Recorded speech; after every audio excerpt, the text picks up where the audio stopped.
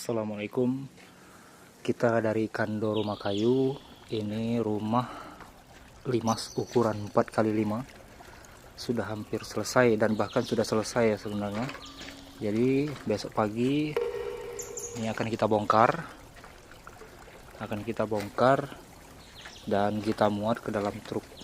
Dan ini adalah pintu dan jendela. Ini bagian pintu depan. Jadi bentuknya kupu-kupu ya. Ini pintu samping. Oke, ini jendela. Dan juga jendela. Dan ini tangga. Nah, ini tangganya.